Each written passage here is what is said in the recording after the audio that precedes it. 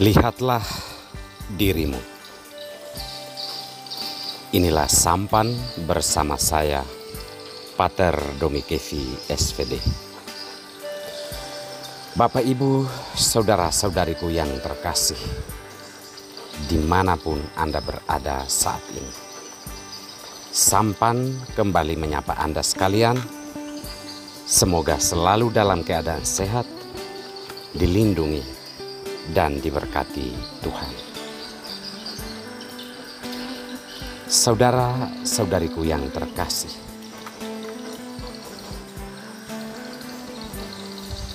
ketika sakit mendera kehidupan kita atau berbagai macam pengalaman pahit menyelimuti hidup kita, kita bisa melihat diri kita. Kita bisa melihat bagaimana penderitaan yang sedang kita alami. Lalu mungkin kita datang kepada sesama kita, entah dalam bentuk curhat, entah dalam bentuk minta pertolongan, atau kita juga bisa datang kepada Tuhan dan memohon kepadanya dan menyebut segala bentuk kekelaman hidup yang sedang kita alami. Boleh dikatakan, ketika dalam keadaan sakit, kita mampu melihat diri kita sampai sedetail mungkin. Apakah melihat diri itu bisa juga terjadi ketika kita sembuh? Ketika kita berada dalam situasi terberkati. Saudara-saudariku terkasih, sabda Tuhan yang kita dengarkan dan renungkan pada hari ini mengajak kita untuk mampu melihat diri kita. Seperti kita mampu melihat diri kita, membicarakan apa adanya di hadapan Tuhan dan di hadapan sesama. Kita pun harus mampu melihat diri kita ketika kita disembuhkan, ketika kita mengalami banyak berkat dalam hidup. Jadi intinya adalah entah sakit, entah sembuh, entah lagi senang, entah lagi sedih, kita dituntut untuk tetap melihat diri kita. Kalau dalam bacaan Injil kita mendengar ada 10 orang kusta yang sakit dan meminta kepada Yesus untuk disembuhkan.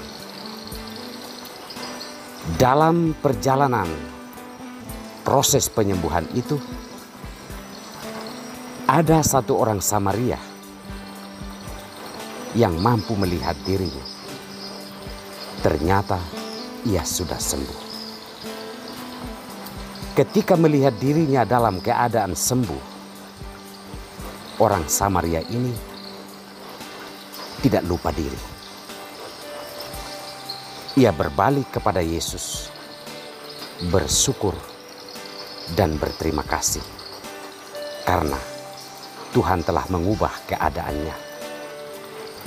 Ia yang dulu diasingkan bersama teman-temannya karena penyakit kusta, kini ia melihat bahwa keadaan itu sudah berubah dan ia mau bersyukur atas kejadian yang ajaib yang ia alami. Berbeda dengan orang Samaria ini, 9 orang kusta lainnya, walaupun sudah sembuh, namun mereka tak mampu melihat itu. Mereka tidak mampu melihat diri mereka bahwa Tuhan telah mengubah keadaan itu.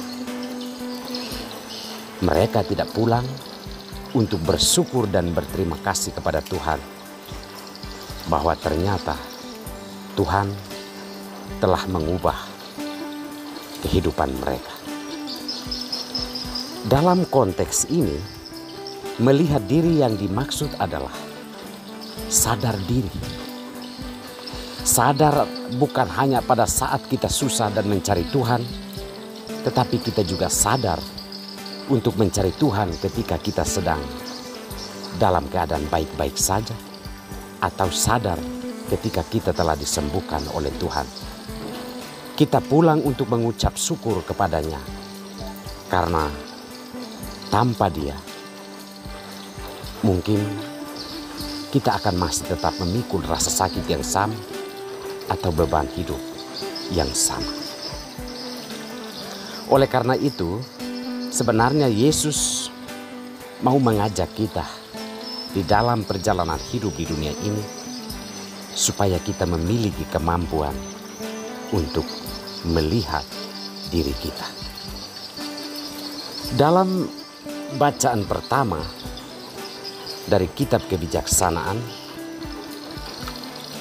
penulis kitab kebijaksanaan mengajak para pemimpin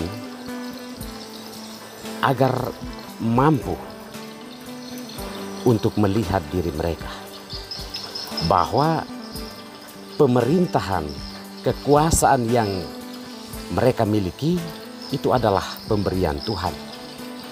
Oleh karena itu diharapkan para pemimpin itu mempergunakan kekuasaan itu sesuai dengan kehendak Allah.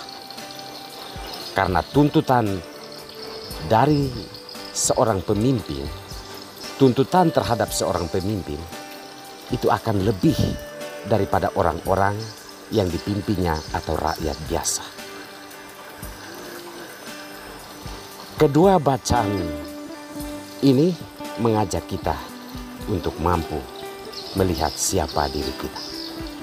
Saudara-saudariku terkasih, melihat diri dalam keadaan susah, melihat diri dalam keadaan senang, melihat diri bahwa Tuhan memberikan kita banyak berkat, jabatan, keberhasilan, pekerjaan. Tujuan dari melihat diri ini adalah kita tetap bersandar kepada Tuhan, bahwa kita bukanlah siapa-siapa yang pantas untuk diberi anugerah itu, selain karena kemurahan dan belas kasih Allah dalam hidup kita.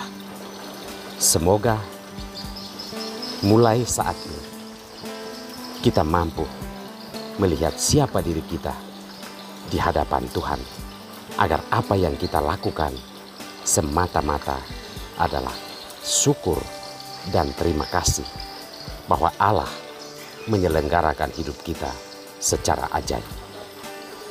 Tuhan memberkati kita semua.